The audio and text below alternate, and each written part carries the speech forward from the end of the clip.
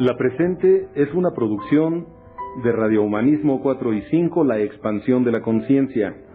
Puedes visitar nuestra dirección electrónica www.radiohumanismo4y5.com. Bienvenido a la expansión de la conciencia. Radio Humanismo 4 y 5, porque se puede vivir libre de adicciones. Hola, buenas noches a todos los que se están integrando en la transmisión, Bienvenidos nuevamente a una transmisión más de Radio Humanismo 4 y 5. Es el lema, el punto donde los grupos de autoayuda convergen, si no mal recuerdo, si no ya la regué. Mi nombre es Carlos Sánchez, soy parte del equipo aquí en la Clínica Humanista, soy psicólogo y en compañía de mi compañero Ricardo Hernández Grapín. Un gusto nuevamente compartir espacio, tiempo y un poco del conocimiento que podemos aportar en este día 24 de noviembre. Y pues con el gusto de siempre de poder acompañarnos. Buenas noches, Güero. Buenas noches, Carlos. Bienvenido. Muchas gracias por permitirme estar aquí en una transmisión más aquí tras bambalinas y deseándoles todo el éxito del mundo y mandar un saludo y bendiciones para todos los que nos acompañan en la transmisión de hoy. Pues recordándoles que se vayan integrando, que vayan reaccionando, que nos apoyen con un comentario, con una reacción, para hacer un poquito más dinámico esto y pues agradecerles nuevamente por permitirme estar aquí aprendiendo y acompañándolos. Muchas gracias. Gracias a ti, Alfredo. Al contrario, un gusto. Ricardo, buenas noches. Buenas noches a todos los que se estén uniendo a la transmisión en vivo. Estamos desde la Clínica Humanista de Rehabilitación y Expansión de la Conciencia AC. Estamos ubicados en el municipio de Cuautitlán Izcalli y mayormente nos enfocamos en el tratamiento y rehabilitación de problemas derivados por adicciones. Entonces, pues vamos a dar inicio a esta segunda sesión del tema que tocamos la semana pasada, que es la personalidad adictiva. ¿Cómo ves, Charlie? Bien, ya es la segunda sesión. ¿Ya se sienten menos nervios? No sé tú, yo siento menos nervios que la ocasión primera. Digo, no es sinónimo de que me voy a aflojar totalmente, porque no es el momento. Pero con gusto de compartir tiempo y espacio también contigo Alfredo. El gusto es mío también de que nos puedas acompañar en estas transmisiones y pues poder, insisto, contribuir con algo más del conocimiento que tenemos al respecto. En este caso, como ya mencionabas, con el tema de personalidad adictiva. Hoy vamos a tocar unos puntos más en concreto. Creo que la primera sesión fue un poco hablar en general de lo que era la conducta adictiva, algunos de los comportamientos. Se hizo énfasis en que no depende como tal de un concepto, un factor específico, sino más bien es un aspecto multifactorial y que realmente no hay uno determinante, sino más bien todos todos son influyentes en lo que se convierte en una conducta adictiva o una personalidad adictiva. Vamos a darles tiempo, o empezamos una vez a las personas que están integrando, que ya van siendo algunos. Entonces, saludar de manera breve a nuestros compañeros que nos están haciendo el favor de acompañarnos en esta transmisión. Y son, por el momento, Yasmín Sotelo. Hola, buenas noches, saluditos a todos, espero estén bien. Ya lista para escuchar los colegas. Muchas gracias, Yasmín, colega. Rodolfo Ángel Jiménez Moreno, el Osito, dice un gran saludo, buena noche. A mis mejores deseos a Radio Humanismo. Muchas gracias, Osito. Héctor Flores dice hola, Charlie, Ricardo y a todos en cabina. Un caluroso saludo desde Santa Ana. Ay, gracias por compartir sus conocimientos. Y dice, no estén nerviosos. Lo hicieron muy bien la semana pasada, ¿ok? Muchas gracias, Héctor, gracias por todos sus ánimos. Dice Heréndira Díaz Jaimes, ¿por qué los adictos son mitómanos? Es precisamente parte de lo que vamos a tocar en esta sesión, no solo la mitomanía, que no es tal cual mitomanía, sino... Es la necesidad de, en primer lugar, para la persona, para nada más dar esta introducción chiquita de la pregunta. Primero, antes de responder, los invitamos a que nos aporten dudas y comentarios para que complementemos esto de forma dinámica.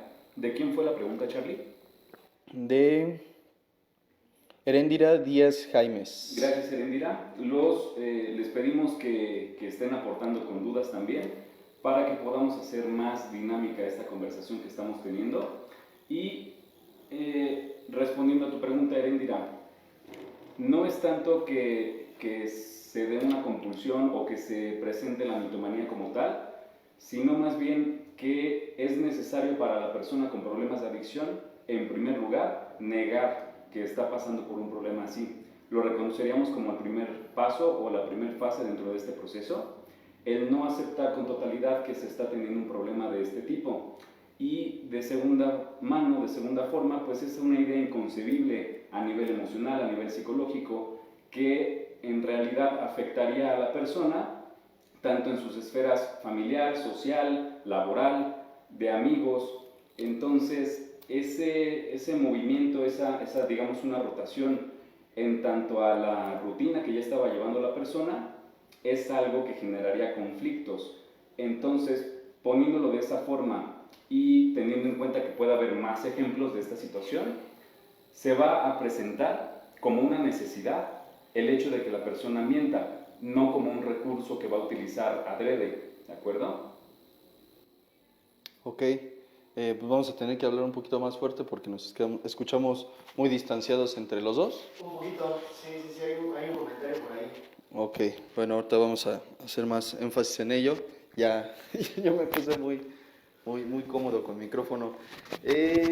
Y bueno, esperemos haya quedado claro. Vamos a enfatizar todavía más en esta pregunta. A mí me parece muy importante el tomar en cuenta. Aquí las familias llegan, digo, con un lenguaje más coloquial, expresándolo así, llegan diciendo es que mi familiar es muy mentiroso y de verdad hay quien los diagnostica como mitómanos, es más, hasta como codependientes. Había una familia que llegó aquí diciendo, yo lo que quiero que trabajen más que la adicción con mi familiar es que trabajen su codependencia.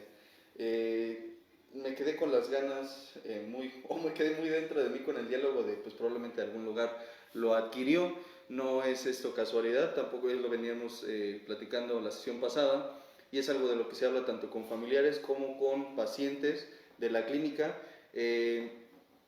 Esta a lo que le llaman mitomanía es más bien, como bien menciona Ricardo, esta compulsión por querer omitir muchas veces la responsabilidad o los resultados o las consecuencias desagradables de sus acciones.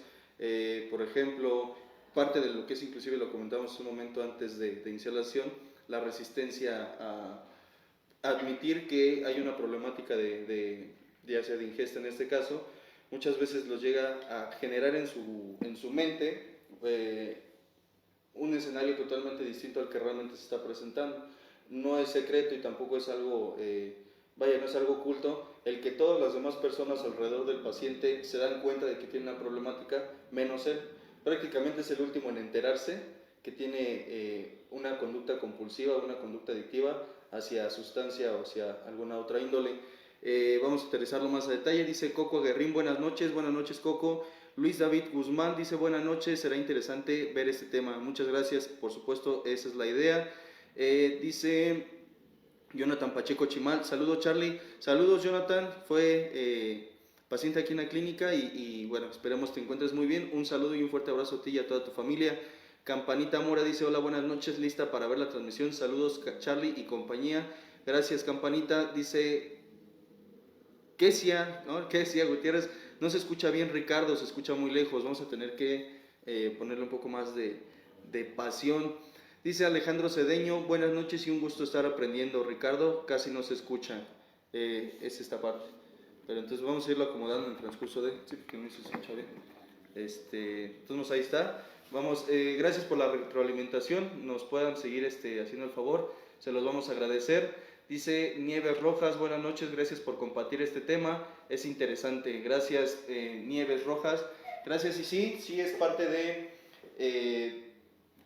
poder trabajar con una persona que pasa por una conducta adictiva o por una adicción, es precisamente el comprender el génesis o la génesis de la problemática, entenderlo esto como lo que veníamos mencionando también, el entorno, lo que son los valores, lo que es la voluntad de la persona. Vi una descripción muy interesante, me pareció muy interesante de lo que es la conducta adictiva o de lo que es adicción, y se dice que es el poner la voluntad sobre o para la compulsión de un acto que se repite, un acto repetitivo. Generalmente aquí los pacientes, cuando llegamos, es en este aspecto de la voluntad únicamente está en querer consumir. Realmente no se quiere hacer daño, por lo menos puedo hablar por mí en ese sentido. La intención es perjudicar, la intención tampoco no es mentir, la intención tampoco sería interferir con el bienestar del entorno. Sin embargo, es la compulsión por el consumo, por querer estar todo el tiempo, mayor parte del tiempo intoxicado, lo que lleva a tomar otras decisiones. No estoy eximiendo en ningún sentido al alcohólico, al consumidor, de la responsabilidad que tiene. Sin embargo, si bien es cierto, también es que la voluntad que él posee ya no está en él, está en querer mantener el consumo. No sé si estés de acuerdo. Totalmente, y se va a complementar también con un aspecto que lo antecede a la voluntad, porque ¿cómo vamos a pedirlo o a requerir a una persona en una situación así, del contexto que estamos mencionando, que se dé cuenta o que esté al tanto de esta voluntad que tiene que emplear para ciertas mejoras, ciertos cambios que tiene que realizar en esta conducta compulsiva? Lo que antecede a esta situación precisamente es la necesidad o la urgencia de estar al tanto de la situación. ¿A qué me refiero? Al término de la conciencia. O sea, que me pueda percatar conscientemente de que estoy atravesando una situación que atrofia mi rutina de vida normal, diaria, que ha traído algunas consecuencias, que ha afectado o que ha perturbado la estabilidad que yo ya había manejado con el paso del tiempo. Sí, es parte de el buen Robert haciendo sus apariciones tan sorpresivas. Parte de lo que comentas al final es un completo, no nada más una situación aislada, no es un contexto apartado ni enajenado de otras circunstancias. Lo que mayormente hacíamos énfasis la sesión pasada era precisamente en este aspecto de todo interfiere de alguna forma, no es un caso aislado de que solamente sean las compañías las que malencausan o como pervierten a la persona. Hay muchos factores. Yo creo que sería conveniente ya empezar aterrizando. Por supuesto. Los invitamos, también les recordamos que nos ayudaría mucho compartiendo el video, dándole una reacción. Ahorita que nos están viendo en la transmisión en Facebook, cuando ven el video también en YouTube, apóyennos con compartir esta información y estar reaccionando a los videos para que esto se comparta a más personas. Y sí, vamos a continuar o vamos a darle ya entrada completa al tema, complementando lo que estás diciendo, Charlie. Este aspecto de cómo hay diferentes factores que van a provocar una mezcolanza de lo que va a detonar un problema de adicciones o incluso lo que antecede a la situación de una adicción. El hecho de empezar con el consumo, que sería la fase del uso, sería apenas la experimentación. Desde ahí se va a presentar que la persona va a tener ciertas ganancias, va a tener algunos beneficios, como que puedes, hablándolo coloquialmente, pues puedes disfrutar más la fiesta, que puedes estar más a gusto. Hay personas que se desinhiben para poder tener una conversación más amena con otras personas. Entonces, igual, dentro de estos ejemplos, pues las personas que no podían bailar se convierten en bailarines muy buenos, etc. Estas serían las ganancias, digamos, instantáneas o las más inmediatas, además de que el consumo te está provocando placer físico real. Eso va a trastocar entonces el pensamiento normal que ya estaba teniendo la persona, a considerar que precisamente estos beneficios pueden ser duraderos, pueden ser llevados de la misma forma con el paso del tiempo. Una característica o el punto que estábamos mencionando es el acto de la compulsión. La explicación que tenemos para un acto compulsivo es que no está pasando realmente por el proceso del pensamiento, no está siendo una idea contemplada en su plenitud, no es una idea lógica o tal vez ni siquiera está conformado a través de ideas, solamente por el acto de esta repetición, porque obtienes ganancias a nivel físico y de interacción con otras personas, entre otros más, ¿de acuerdo? Entonces, tomando eso en cuenta, la tangente que se va a tomar con el consumo es que las personas van a encontrar satisfacciones a procesos que no están pasando a través del pensamiento. Cuando no estamos haciendo reflexión, básicamente, podríamos continuar con cualquier acto compulsivo hasta llevarlo a un tema de adicciones, el cual ya está perturbando la calidad de vida de la persona. Eso va a tener que ver entonces con factores que se van a desencadenar posteriormente, como lo mencionaba Heréndira, con el tema de la mitomanía que se puede llegar a generar. No es una condición o no es algo que va a suceder siempre, pero es algo frecuente, entre otros más. Ok, sí, una de las características, ahondando más especificidades sobre lo que es la conducta adictiva, yo creo que se basa mucho personalidad. Uno de los rasgos más comunes es la timidez que presenta. Mencionabas hace un momento que al consumir prácticamente se desinhibe, se le va la pena. Yo no diría exactamente que se vuelve un buen bailarín, más bien le vale lo que lleguen a opinar de él y pues se mete con más, no sé si confianza, pero por lo menos sin pena, al menos al momento. Y no solo se vuelve bailarín, yo he escuchado a personas varias mencionar que se vuelven psicólogos, se vuelven astrónomos, se vuelven filósofos, se vuelven políticos, hablan de todo y de nada. Y bueno, al final se dan esta soltura para expresarlo porque la timidez o la vergüenza que experimenta la persona en un estado lúcido se pierde. Yo consideraría una de las características de la persona con una conducta adictiva precisamente la timidez, la vergüenza que llega a experimentar. Y obviamente hablabas también de lo que son ganancias secundarias, y puede ser precisamente lo que se obtiene cuando se consume. Algo que es importante desde mi punto de vista, no sé si concuerdas, me gustaría escuchar tu punto de vista, es entender las razones por las cuales consume la persona. O sea, a grandes rasgos, le pregunto yo a un alcohólico o un drogadicto por qué consume, y la primera respuesta es porque me gusta.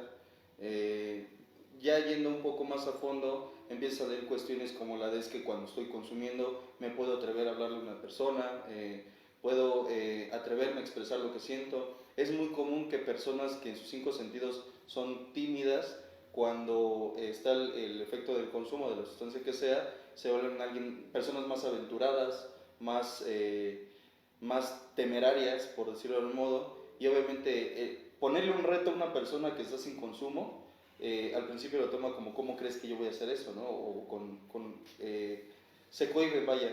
Pero cuando hay unas copas encima, no hay reto que no pueda cumplir, o por lo menos que no intente cumplir. Creo que es una de las características que lo vuelve más de riesgo a la persona, tanto para sí mismo como para terceros. Porque al final de cuentas, no sé si quienes hayan escuchado este comentario, ¿no? Hay quien dice, es que yo manejo mejor estando copa, ¿no? Estando briago. Yo tengo una concepción muy burda, si lo quieren ver así, es la expectativa realidad. Lo digo más vulgar cuando estoy en un entorno más abierto, pero es básicamente, tengo una percepción cuando estoy alcoholizado, pero sería cuestión de preguntarles a los otros cómo me veo. No sé si, y decía Roberto en alguna ocasión, si los han grabado alcoholizados, yo creo que sabemos de lo que nos habla, ¿no? Porque tú, los recuerdos de la fiesta, te percibes siendo el alma de la fiesta, siendo el que platica con todos y demás. Y si ponemos una grabación en perspectiva, pues básicamente eres tú intentando hablar, porque ni siquiera logras hacer una frase, eres tú intentando bailar, eres tú intentando convivir, y al final la percepción difiere mucho de lo que es la realidad.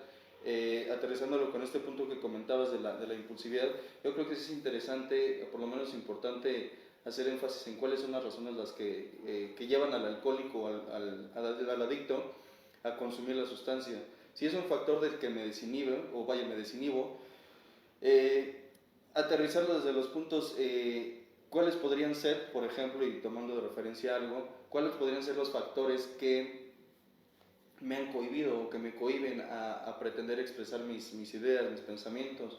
¿Por qué hay en mí ciertos bloqueos o barreras que me impiden ser quien realmente creo que soy? Porque creo que sobre lo que está el consumo hay detrás un cúmulo de miedos. Es algo que en algún momento escuchábamos como, o sea, aquí se explicaba como el ejemplo del iceberg. Lo que está en la superficie es lo que muestran los demás, la tapadera conductual en este caso es el consumo, pero debajo hay muchísimas cosas más. Está lo que son mis miedos, mis complejos, mis temores, las creencias, determinados paradigmas que me han limitado a ser sensible. Hay quien en sus 5 sentidos es muy rígido, pero tantito se embriaga y se vuelve la persona más afectiva por lo menos de la fiesta, ¿no? Y es el que ya entonado empieza a decirle, oye compadre, siempre te he querido decir algo muy importante, ¿no? Pero ya más otra historia, no sé si compartas. El punto de vista que yo concibo en esta situación, me quisiera quedar ahorita por lo menos con el tema de cuáles son estos criterios que cumple una persona o que los pacientes mismos llegan a cumplir para la incidencia y la constancia también en el consumo. Es precisamente que, no sé cómo vaya a salir esto, pero la idea que yo tengo es, desde un punto de vista psicológico, por supuesto, mayormente se encuentra que la persona que cae en alguna enfermedad emocional, porque eso es lo que atendemos desde la parte psicológica, esto puede llamarse adicción, esto puede llamarse otros temas no tan sonados o no tan frecuentes, pero enfermedades de histeria que todavía se llegan a presentar, lo conocemos hoy como somatizar una enfermedad. Entonces, probablemente te desmayas porque tienes problemas por miedo, por ansiedad, que llegan entonces a trastocar hasta la parte física en las personas. Entonces, somatizas de lo que estás enfermo y no sabes que estás enfermo, o tratas de evadirlo, tratas de estar negando la situación.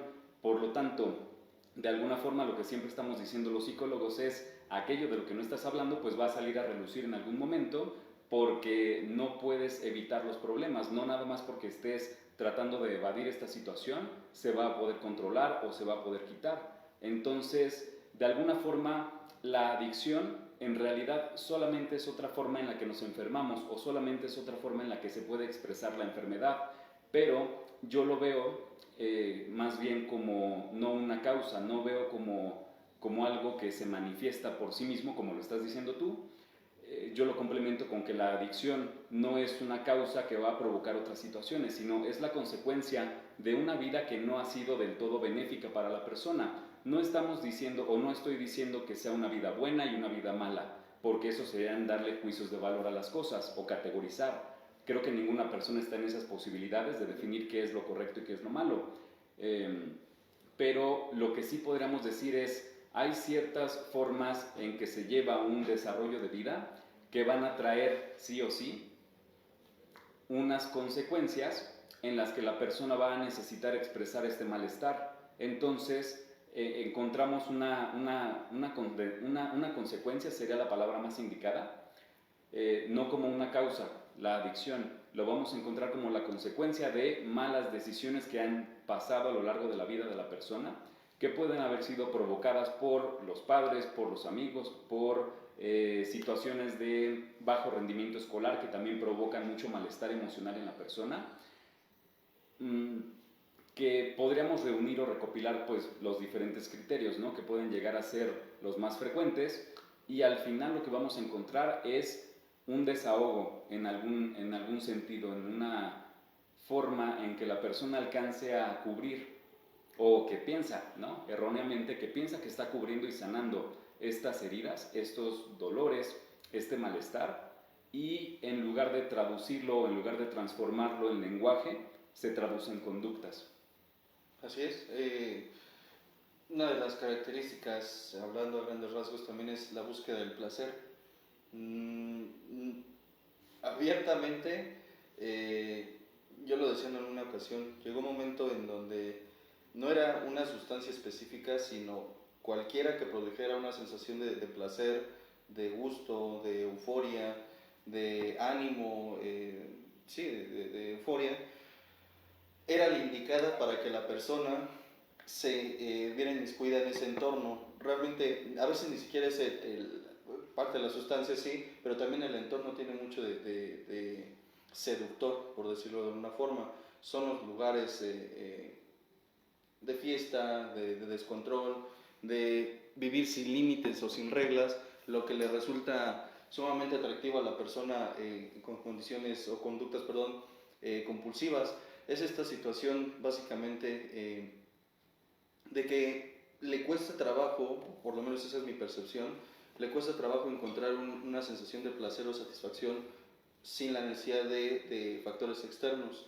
Es muchas veces depender de algo o alguien que me pueda propiciar ese estado de satisfacción, más que de yo lograr dármelo por mi propia cuenta. Esto no significa, o no quiero dar a entender que me voy a aislar de todos, me voy a aislar de todo y me voy a buscar dar placer a mi modo, sino aprender a convivir. Algo de lo que pasa comúnmente aquí en la clínica es que las personas, al menos lo que yo alcanzo a percibir, no sé si compartas, tienen complicaciones en lo que refiere al aspecto social. Es decir, a grandes rasgos no saben convivir. Se raya mucho sobre la polaridad, sobre o darle gusto al otro en todo sentido o querer darme únicamente gusto a mí. No hay un punto medio sobre el cual se puede encontrar la persona, por falta de recursos obviamente, lo que es una seguridad en sí mismo, obviamente autoestima, lo que es aprender a darse un valor, lleva muchas veces o a querer satisfacer necesidades personales de manera ególatra, o querer darle placer o satisfacción a las demás personas, aunque mis intereses se vean perjudicados. No logra mediar en ese sentido. La sensación de darle, más bien, la necesidad de darle gusto a otra persona de alguna forma me produce placer, o por lo menos no me produce desagrado, que si bien recibir la crítica de otros es parte de lo que forma una personalidad o el carácter. Cuando no le doy gusto a las demás personas me logro sentir incómodo, insatisfecho, y como lo que no sé es hacer contacto con esas emociones desagradables, lo evito. Entonces raya sobre lo que es el darle placer o gusto a los demás, o rayar en conductas evasivas en lo que refiere a mis emociones. Evado a través del consumo, relaciones tóxicas, relaciones destructivas. No me gusta el concepto tóxicas, me gusta, o creo que lo más correcto es relaciones destructivas, más que tóxico es esa parte de la que me gusta en lo personal. Son conductas, básicamente, lo que no quiero es hacer contacto con la parte desagradable de mi entorno, de mi propia persona, de mis emociones, y mejor las evado. Creo que uno de los paradigmas más nocivos para las personas es el creer que hay emociones negativas y positivas. Lo correcto desde un punto de vista personal, no sé si compartas, es el que son solo emociones. Tienen una funcionalidad, y es hacerme saber cómo está mi relación con el entorno. Como tal, la manifestación de una emoción desagradable, que sería desde un punto de vista lo correcto, me hace saber que la relación con el entorno o con las personas no es muy favorable, pero no necesariamente que sea mala. Es decir, es mi termómetro, por decirlo de un modo, para poder saber hacia dónde dirigirme. Si en una relación, al llegar a alguien, yo me encuentro, me presento molesto, me siento molesto, habla de que la relación con esa persona quizá no esté muy bien del todo, y sería mi necesidad o poner límites, de alguna forma mediar entre la sanidad para poder hacer que mi experiencia o mi sensación sea más agradable. No yo creo que es conveniente, una de las partes importantes, el aprender a hacer contacto con aquellos eventos que me desagradan, aprender a hacer contacto con la frustración, y esto podría posiblemente darle más cabida a lo que sería la aceptación de la condición adicta, y lo que venían mencionando también respecto a pues aprender a mediar o convivir con el entorno. Dos puntos que quisiera retomar de lo que estás diciendo, que tienes mucha razón.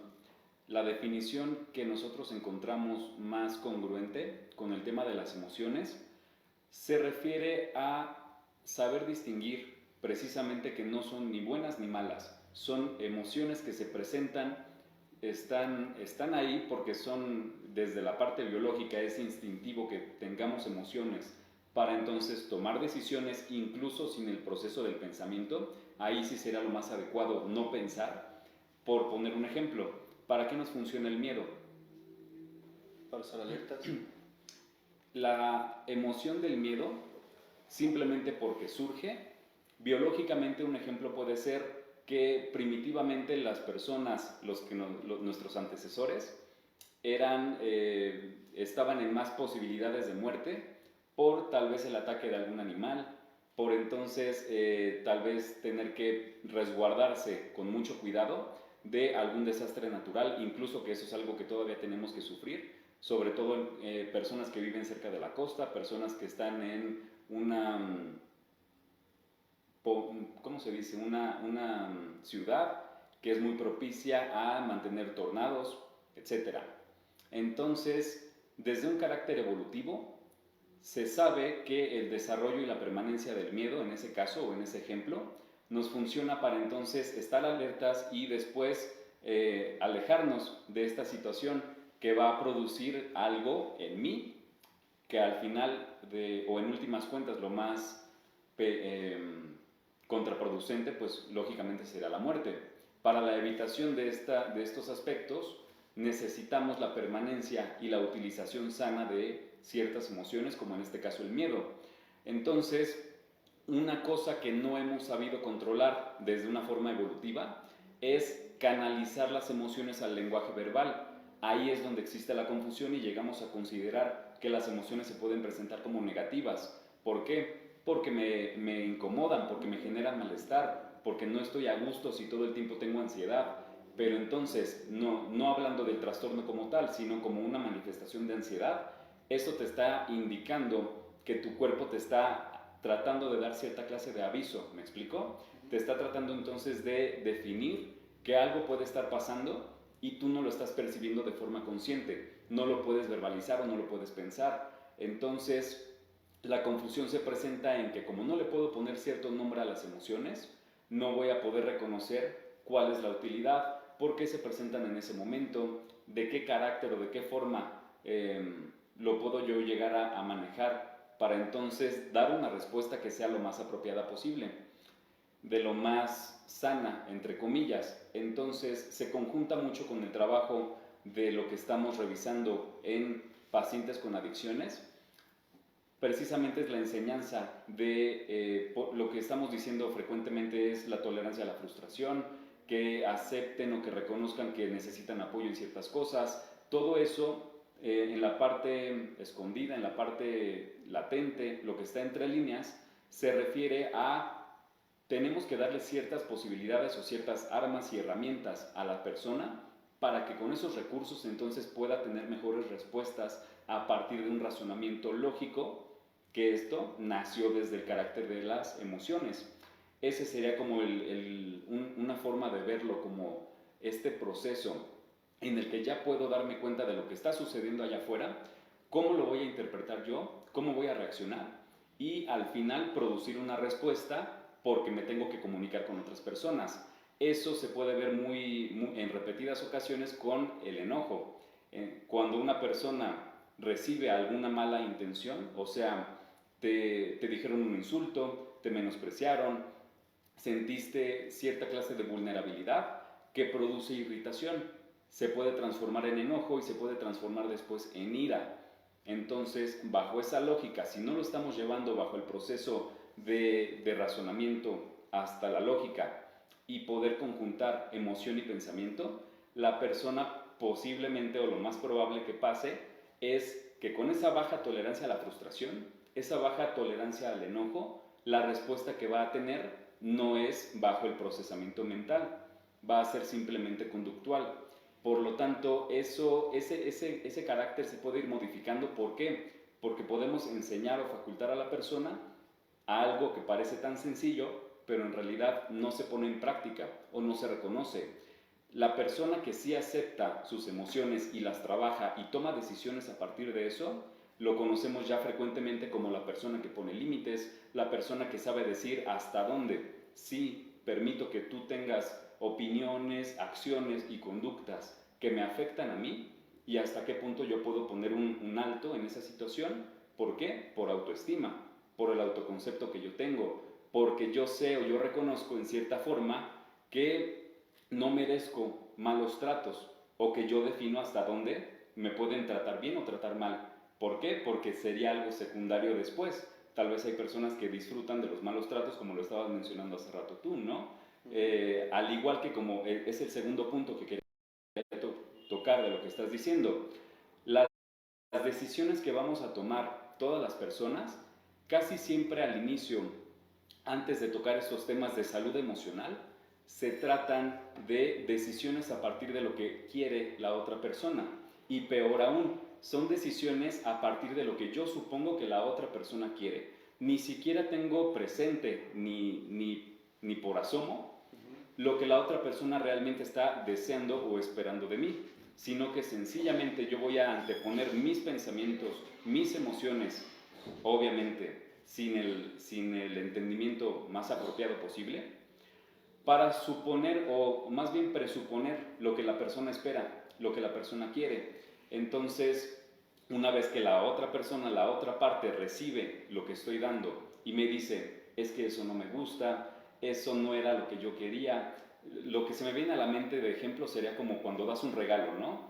En realidad no sabes qué le estás regalando a la persona en tanto a lo que quiere. Le estás regalando algo ¿Qué te gusta a ti? Algo que a mí me gusta o que yo pienso que le puede gustar. En ningún momento estoy al tanto de lo que la otra persona quiere. Es lo mismo que cuando nos comunicamos, cuando tomamos acciones y decisiones, cuando una persona deja su trabajo y es alguien que aporta económicamente a su familia, ¿no? Pero la persona, me refiero a que es un sostén, es un soporte familiar en la parte económica y por voluntad propia decide abandonar este trabajo para emprender algo nuevo, cambiarse a otro lugar, no trabajar, trabajar de otra cosa, pero va a conllevar consecuencias. Tomas decisiones a partir de lo que tú quieres o de lo que crees que la otra persona quiere y jamás estás al tanto realmente de lo que la otra persona sí quiere. No te comunicaste antes, sino que actuaste. Serían dos puntos de vista conforme a lo que decías hace rato tú.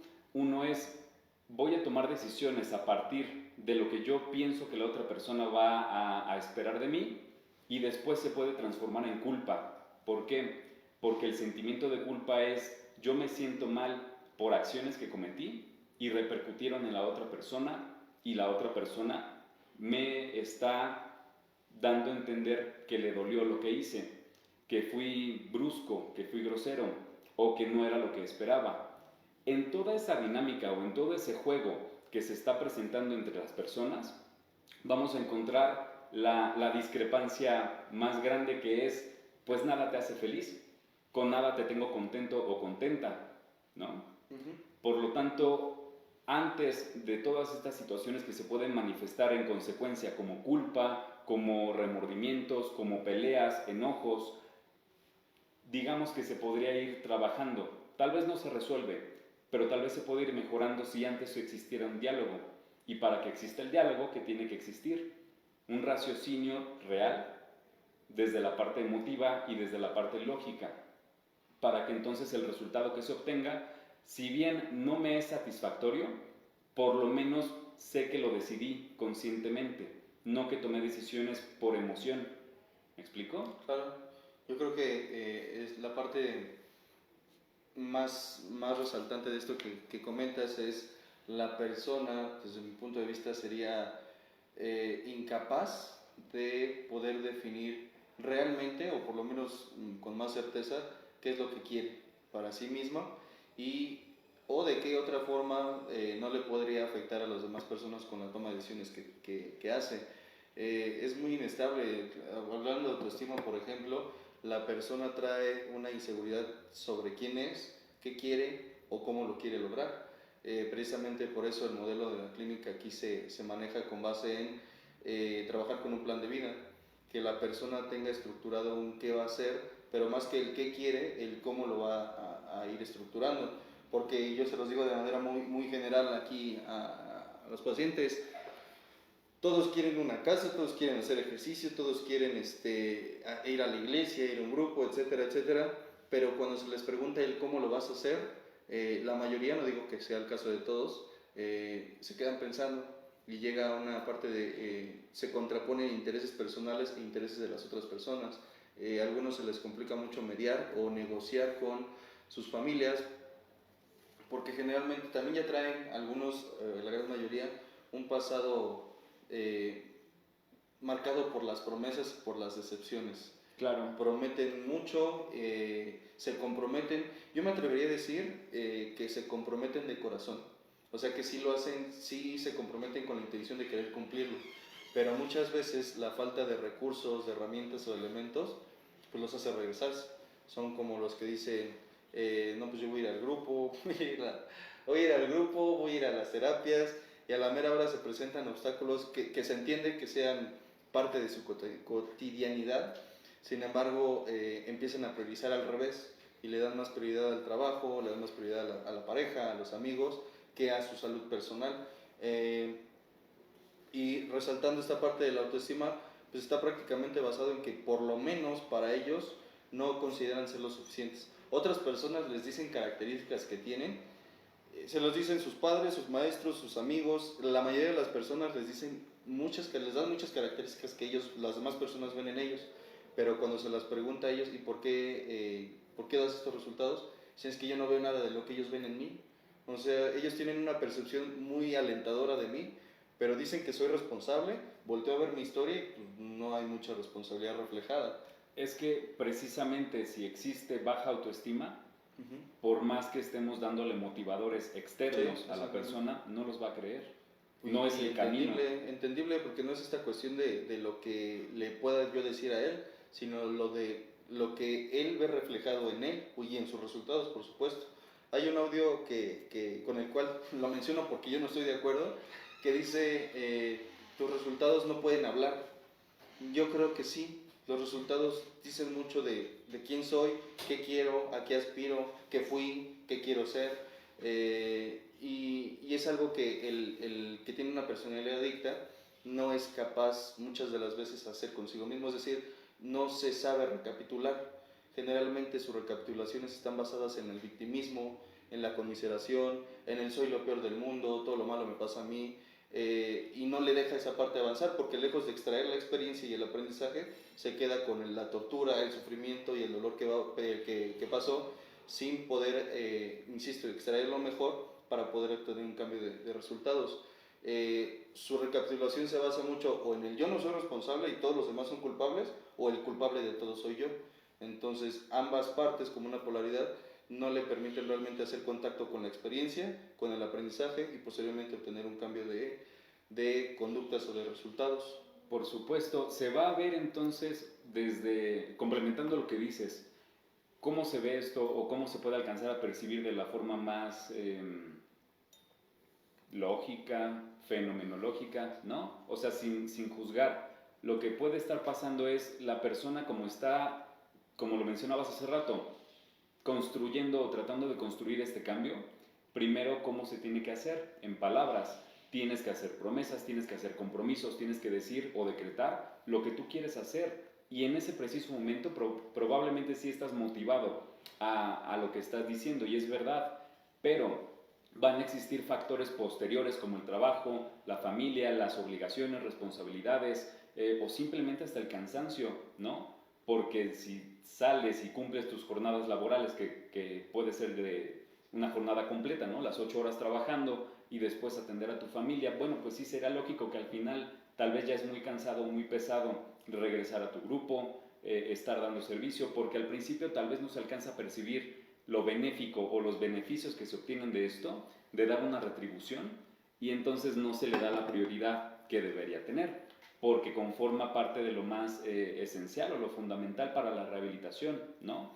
Que no se alcanza a percibir porque puedes estar polarizando cosas. Es más importante que yo cumpla con estos deberes porque es mi responsabilidad, porque ese es el rol que yo tengo, porque eso es lo que yo voy a expresar a las personas para mi recuperación. Lamentablemente las personas se avergüenzan del grupo, se avergüenzan de estar en un proceso de rehabilitación, en un internamiento, en un proceso ambulatorio, cuando totalmente no es, o más bien cuando totalmente es lo opuesto. No es algo de qué avergonzarse, es una enfermedad que afecta a millones de personas al año, en cualquier parte del mundo. Las recaídas son constantes, es lo que mencionabas la semana pasada. La recaída es parte del tratamiento, es parte de la recuperación. No se espera que el resultado se dé a la primera. ¿Por qué? Porque la voluntad que mencionabas al principio de esta sesión se pierde o está trastocada con la voluntad, por así decirlo, de la sustancia. Por supuesto que no tiene conciencia la sustancia, pero sí produce cambios en la persona que van a estar modificando la voluntad de quien lo está padeciendo. Claro, yo creo que mencionaste una palabra que en lo personal me parece clave, y es la de aprender a priorizar.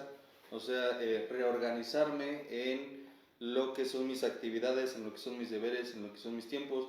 Algo que trabajo con los pacientes aquí en la clínica es lo de administración del tiempo. Como adaptándolo a lo que son las adicciones o lo que es el ámbito de las adicciones, antes yo le dedicaba, no sé, 5 horas, por poner un ejemplo muy suave, ¿no? Al consumo. Ahora que no estoy consumiendo, tengo 5 horas libres, y digo libres porque son las que les dedicaba anteriormente al consumo. ¿Qué voy a hacer el día de hoy con ese tiempo que tengo disponible? ¿En qué lo voy a enfocar o a qué lo voy a dedicar?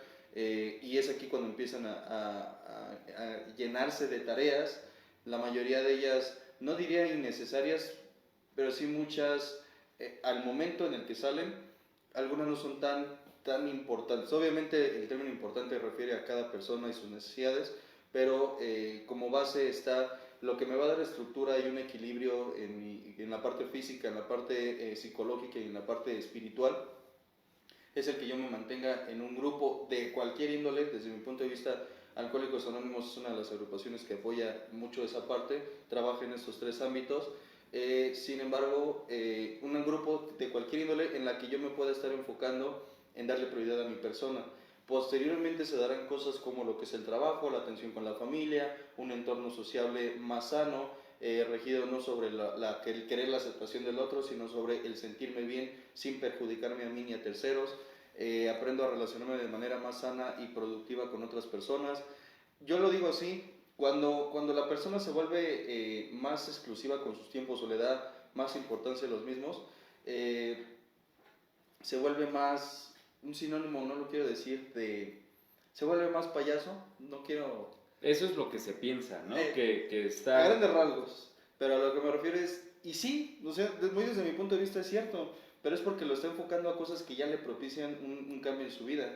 Ya no le dedica tiempo a cualquier actividad ni a cualquier persona, sino lo va enfocando en cosas primordiales y esenciales para su rehabilitación, que no nada más al grupo. Yo creo que esa parte está muy mal vendida, el de estar en abstinencia es estar todo el tiempo en un grupo. Claro que no, son actividades otras. Antes de continuar, es un punto clave lo que estás diciendo. ¿Cuándo se presenta una de las mayores dificultades para la persona en recuperación, en rehabilitación? Que las personas cercanas a este individuo le digan, es que ya eres diferente, es que ya no eres la misma persona, y por eso mismo, pues, o sea, esto no se dice, ¿no? Pero va implícito, pues ya dejas de ser alguien importante para mí, ya te estoy dejando de querer, entre otros ejemplos, ¿no? Pero la base de esto sería, afectas el crecimiento que está teniendo esta persona o el cambio que está produciendo, y trae efectos positivos, por supuesto, pero como ya no está dentro de la misma dinámica, como ya no acepta estos juegos hasta cierto punto perversos, en el que van a estar generando relaciones destructivas, ¿no? O tóxicas, aunque eso no existe. Pero como ya la persona que está en rehabilitación no solamente se está rehabilitando de un problema de drogas o de alcohol, se está rehabilitando también de estas conductas que propiciaron el consumo. Cambia entonces la forma en que se estaba comportando, y esa perturbación, la terapia sistémica así lo maneja. Los sistemas familiares ya están organizados desde hace mucho tiempo con cierta jerarquía. Cada persona ya tiene su rol. Lo voy a decir de una forma fea, pero ahí está el marihuano, y la familia ya sabe que ahí está el marihuano, y entonces ya estaban acostumbrados a lo malo, por supuesto. Y cuando la persona ya se rehabilitó, ¿qué va a pasar si regresa al mismo entorno que estaba enfermándolo, ¿no? Sí. Ese punto en el que la gente quiere que su enfermo cambie la adicción nada más, pero que en las conductas y en el comportamiento y en los tratos siga igual, por supuesto que no tiene lógica, así no funciona. La rehabilitación no es nada más del consumo.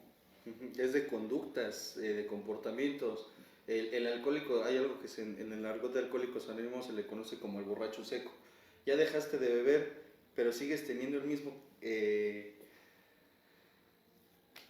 nivel de quejas, de exigencias, de demandas, sigues siendo infantiloide o un niñote con bermuda prácticamente.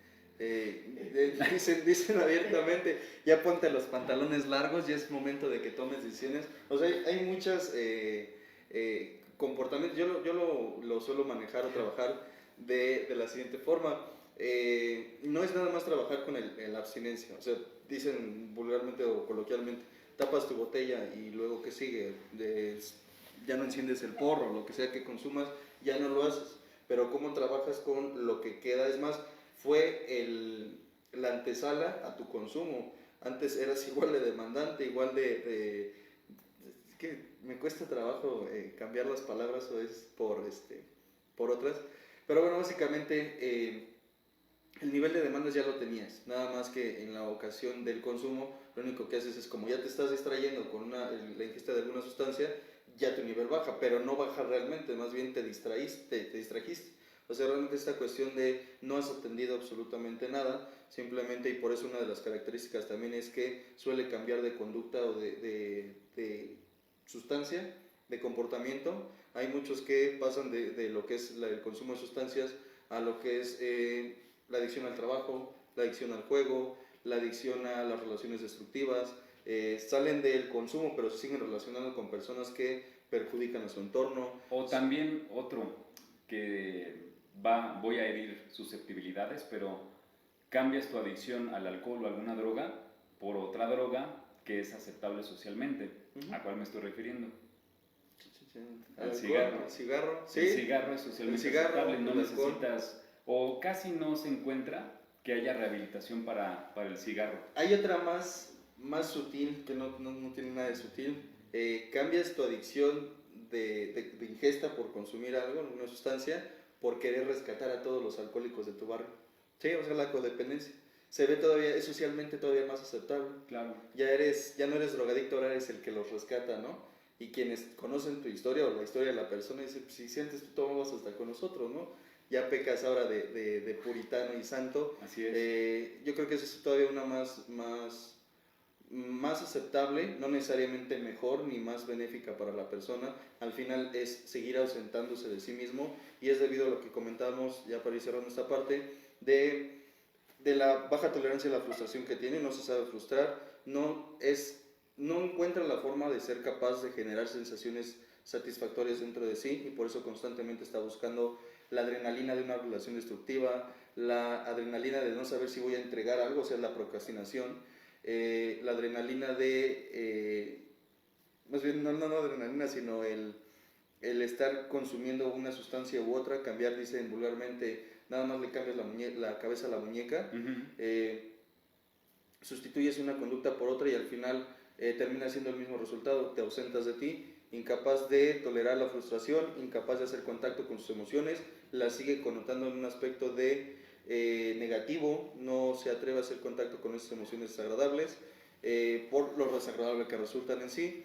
Y por supuesto también esta incapacidad de autodefinirse o de encontrarse con un valor, una identidad. Más bien le deja a los demás la decisión que decidan quién es él, o simplemente se va por el optar de decir así soy y así me moriré, que básicamente constantemente es una conducta también muy riesgosa, no sé si compartes, y generalmente esta falta más bien esta necesidad de aceptación por parte de las demás personas lo vuelve un temerario, lo vuelve alguien muy arriesgado tanto para sí mismo y para su entorno. Entonces, al final no hay más que el tema da para largo desde mi punto de vista. Claro. Enfatizándolo, me gustaría también hacer más énfasis en lo que es el entorno, de manera muy específica, de otra forma también a lo que es el origen de la inseguridad que tiene, porque esa inseguridad o esa incapacidad para poder, decías, poner límites, también es aprendida.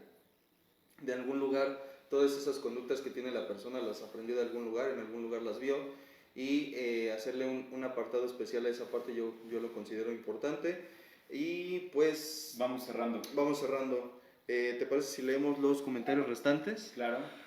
Nos quedamos en Nieves Roja, no es cierto, perdón, Alejandro Cedeño decía buenas noches y un gusto estar aprendiendo. Ricardo casi no se escucha. Pues bueno, vamos a seguir mejorando la parte del audio, esperemos las próximas transmisiones puedan tener una mejor calidad. De cualquier forma, yo me voy a encargar de cuando subirlo a YouTube, mejorar la parte del audio para que nos escuchen nuevamente ahí. Les agradecemos su retro. Dice Tony K. Roth, saludo Charles, saludo, es el buen, ¿cómo le decían? No me acuerdo, Kawasaki, algo así le decían, bueno, no me acuerdo, Kawashi, sí, gracias, es el buen Kawashi. Sí. Bueno, algo así. Pero Sex Antonio, un saludo, un fuerte abrazo a la distancia. Sasa White, ¿te suena güero? Dice, buenas noches Charlie y Ricardo, lista para aprender. Alicia Silva dice, buenas noches. Déjalo que salude, güerito. Hola, ¿qué tal, güereja? Te mando un fuerte abrazo, un beso con todo el amor y gracias por escucharnos. Ok. Excelente. Excelente. Dice Alicia Silva, muy buenas noches, gracias por su tiempo. Angélica Gupa, buenas noches, disculpa, pero se escucha muy bajo. Nuevamente una disculpa, vamos a mejorar esa parte. Adriana García Hernández, buenas noches, saludos. Buenas noches, Adriana, saludos a tu familia también. Sonia Baltasar dice, si los grabáramos antes y después de tomar, se vería la gran diferencia de lo que comentaba de la expectativa a realidad. Claro. Sí, definitivamente son versiones diferentes. Hay quien dice, yo soy muy buen padre. Se está poniendo de moda ahorita, ¿sí los has visto? Estos videos en que están en una fiesta y los graban a ciertas personas, invitados, se presentan y dicen, este es mi primer trago o todavía no empiezo. Sí, lo he visto. Terminan la fiesta, ya se está acabando y ya se echaron su trago número 15, ¿no?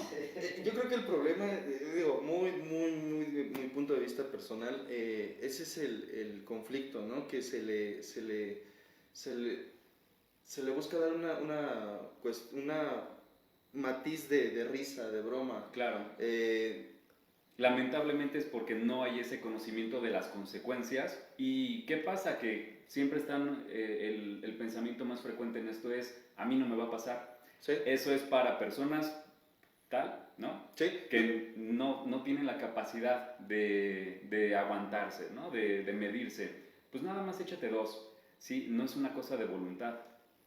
Hay muchos videos, documentales, material en general que explican muy a detalle, a veces muy gráfico, las consecuencias. Hay una película muy buena que se llama Requiem for a Dream, muy cruda, pero no dista mucho de la realidad. Desafortunadamente, al menos lo que yo he alcanzado a percibir, las consecuencias son así. Al principio empieza todo como un juego. No quiero escuchar como el típico discurso de las drogas son malas y demás. Cada quien ha tenido resultados diferentes. Me queda claro que hay personas que son bebedoras sociales. Hace unos momentos hablabas de el uso. Hay quienes se mantienen en uso toda su vida, realmente no se vuelven dependientes de la sustancia. Hablando de las fases del consumo. Exactamente, ¿no? El uso, dependencia. Pero hay quienes directamente su primer consumo los lleva a la dependencia. ¿Cómo saberlo? Realmente no hay una certeza, es siempre un azar. Hay quienes el primer consumo los deja, literalmente los desconecta de la realidad. Ya no se hable de trastornos más específicos, pero no es un azar. O sea, realmente yo no puedo saber qué tanto es tanto o en qué momento yo me voy a perder. Esa es una cuestión muy relativa. No todos tienen la misma secuencia en las etapas de consumo, que sería igual posteriormente ver las etapas, ya como un tema aparte, y no tirarlo o dejarlo todo a juego. No como, esto no es un regaño, ¿no? Más bien es una... sí, no es sermón. Me sentí así como que muy sermón, muy de dar sermón. No, más bien es una cuestión de advertencia. Dicen que el que avisa no es traidor. La cuestión de las drogas no es un juego, no es para todos. Más bien yo diría que las drogas en específico no son para... De entrada no son para uso de las personas. Como uso recreativo en algunas ocasiones hay quien llega a tomarlo muy su punto de vista. Medicinal. Sería el más aceptable, pero siempre que esté bajo control y sí, se siga ese lineamiento. Sí, fuera claro. De eso, pues no debería pasar. Decía una persona, yo me voy a ir a un retiro espiritual y de ayahuasca, me invitaban y me decían, vamos para que te des cuenta, me dijeron que nos vamos a meter en nuestro interior y vamos a sacar cosas del inconsciente. Yo le decía, lo dije más vulgar, ¿no? Pero ahora lo menciono así. Si supieras que por algo está reprimido, por algo está oculto, no es por cualquier cosa. A lo mejor, hablando muy, quizá dramatizándolo, algún abuso o trauma en la infancia, por algo se mantiene allí, no es casualidad. Y que tú llegues con buenas intenciones, entre comillas, a querer destaparlo, porque sí, muchas veces los guías, no digo que todos, pero no tienen ni la preparación, ni el conocimiento de las sustancias, ni las cuestiones que puede derivar en cada persona. Cada consumo en la persona es muy diferente. Y no se tiene controlado. Realmente no se puede tener un control. Ni siquiera Aldous Huxley, que escribió un libro sobre la mescalina, Las puertas de la percepción, él que era investigador, psicólogo, no era psicólogo, perdón, era investigador, no recuerdo ahorita sus títulos, una persona muy preparada, iba con microdosis, con el consumo de la mescalina, y de repente hay quien se siente investigador, dice, pues yo me voy a dar una dosis de LSD, dicen, no inventes, y luego las formas de administración, son muchos factores los que varían, pero es importante ir con mucha precaución, cautela, y si se puede de preferencia evitar el consumo. Entonces, yo dejo el breve comercial allí. Y por lo menos también al tanto de que hay consecuencias, que no estás exento de que ya se conocen estos factores. Así es, pues detalle, nada más tener cuidado. Y nuevamente dice Cintia de Santiago, buenas noches, no se escucha. Nuevamente, una disculpa, lo vamos a seguir mejorando. Gracias por su retro. Dice Adela Galloso, saludos de la familia Hernández Galloso. Un fuerte abrazo, saludo a la distancia. Se les aprecia mucho aquí en la clínica. Y amigos personales también. Angélica Herrera Martínez dice, qué buena plática, chicos, los felicito. Sus conocimientos y experiencia nos permiten entender mejor todo lo que nos dicen. Les deseo que tengan mucho éxito. Muchísimas gracias, Angélica, por los buenos deseos. Dice Ceci García, muchas gracias, que descansen. Gracias, Ceci. Angélica Herrera Martínez, hacen un gran equipo. Muchas gracias, es lo que le digo, pero se resiste. Campanita Mora dice, excelente sus pláticas, ya puse mi bocina. Eso era lo que hacía falta, yo creo que era la parte que faltaba. No es cierto, vamos a checarlo. Muchas gracias, gracias por la retro, insisto. Saraí GH dice, los temas abordados hoy me parecieron muy importantes, debido a que el núcleo familiar y el entorno donde se desenvuelve alguien puede ser factores de riesgo para recaer en las adicciones. Exactamente, debido a que las relaciones... Debido a que las relaciones inadecuadas y o conflictos crónicos en el núcleo familiar pueden afectar mucho para recaer el consumo como una disciplina inconsistente. De acuerdo, totalmente de acuerdo, precisamente por eso, como especie de comercial, aquí en la clínica pues también se trabaja con las familias, porque no hay mucho, no digo que no funcione, digo que más bien es mayor el pronóstico, es más benéfico o más favorable el pronóstico cuando la familia también está integrada en el tratamiento. Lo decía esto hace un momento, es como sacar al enfermo del entorno tóxico o destructivo o nocivo, llevarlo a rehabilitación, pero es como sacarlo de la mugre, irlo a bañar y volverlo a meter. Si el entorno no tiene ciertas modificaciones o modificaciones pertinentes, el resultado vuelve a ser exactamente el mismo. No es justificación para que por eso reinciden algunos, sino más bien es a comprender que es un trabajo en conjunto y responsabilidad de todos los involucrados por lo menos. Y bueno, pues yo estoy de acuerdo. Saraí, yo estoy de acuerdo y pues no sé si tienes algo que comentar al respecto. Sí, totalmente. Es que la involucración de la familia va a... ¿Ya no pudiste dar tu trago? No. La participación de la familia de forma activa va a repercutir enormemente en el resultado de la persona con el problema de adicción. La cosa es, lo decía yo la semana pasada, lo que se alcanza a percibir es, vemos al enfermo de adicción como el que está propiciando todo el problema. No funciona así. Eso es lo que está mal en el sistema familiar, que se piensa en que es más fácil o que lo correcto es juzgar a la persona que tiene el problema de adicción porque genera desastres después, o sea, por la consecuencia de su consumo, después genera otras situaciones que causan molestias y se olvida la parte del trabajo o de los factores que estuvieron provocando las familias para que se desencadenara esta situación. Entonces, por eso estamos explicando que el trabajo debe ser integral con todos los miembros de la familia, o por lo menos los más relevantes, que tal vez serían los padres, o si ya tiene su propia familia, pues la esposa, el esposo, hasta los hijos. Claro. Van a propiciar estos cambios o la permanencia y reincidencia del consumo. Claro. Eso es parte de... dice Angélica, y último comentario, Angélica Herrera Martínez, sus pláticas deberían compartirlas en nivel preparatoria para hacerlos conscientes. Como decía Robertote, que paz descanse, el conocimiento te hace consciente para cambiar lo que piensas, dices y haces. Totalmente de acuerdo con el buen maestro Roberto, en paz descanse. Esto es para todos, más que para quien lo necesita, desafortunadamente es para quien lo quiere.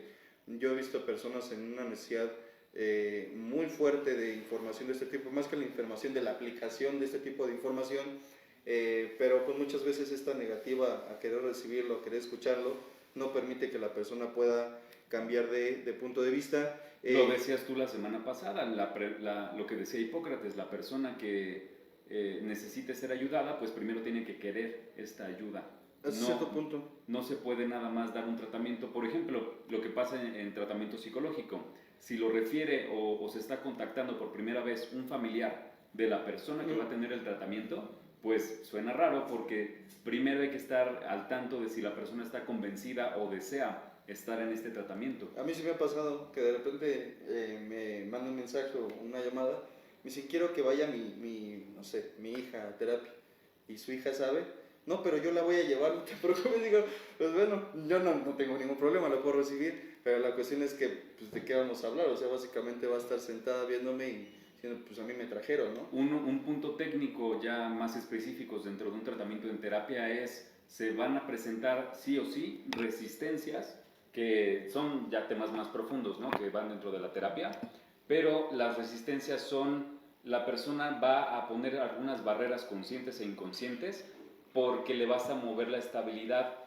vamos a trabajar con susceptibilidades, con paradigmas que la persona no está dispuesta a dejar atrás o a soltar, como las ganancias secundarias. Así es. Entonces, si vamos a empezar un tratamiento con una persona que no estaba deseando iniciar un tratamiento de terapia, esa resistencia va a ser totalmente consciente. En lugar de que haya una alianza paciente-terapeuta, se va a presentar el rechazo. ¿A qué? Al tratamiento. Así es.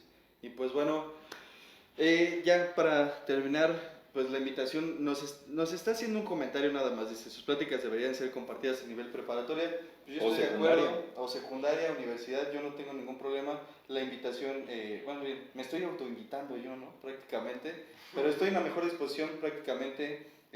Los números también están en la retransmisión para lo que son, tanto están de Roberto, Alejandro, tanto Ricardo como su servidor, para lo que son terapias individuales, terapias grupales, terapias familiares, para que vengan a conocer las instalaciones de la clínica. Si es el caso, espero realmente que no lo sea, pero si es el caso que hay un familiar con problemáticas de consumo o conductas adictivas, darle la atención inmediata.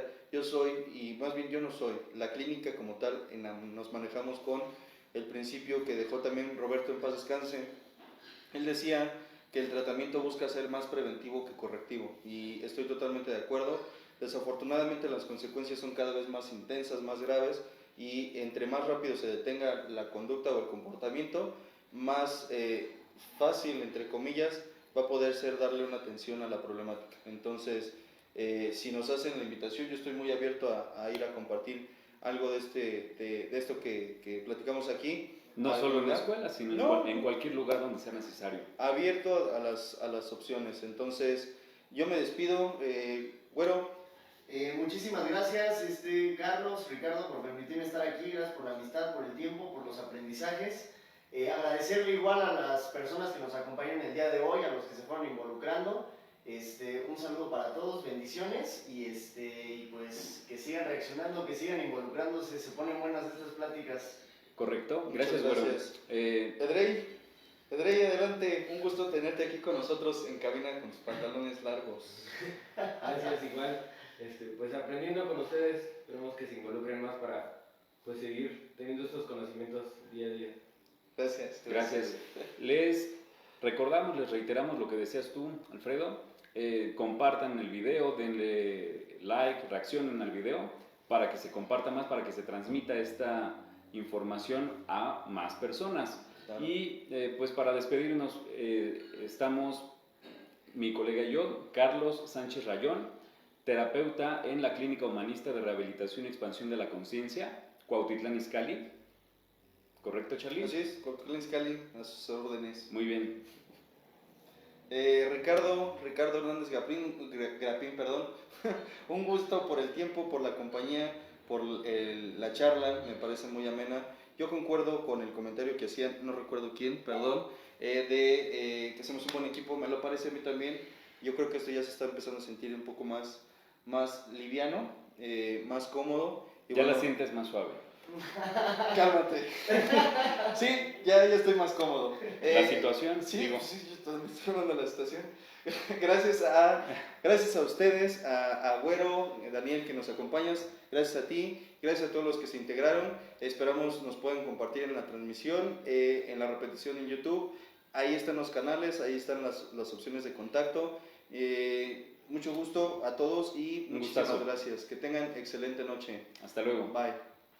La presente es una producción de Radio Humanismo 4 y 5, la expansión de la conciencia. Radio Humanismo 4 y 5, porque se puede vivir libre de adicciones.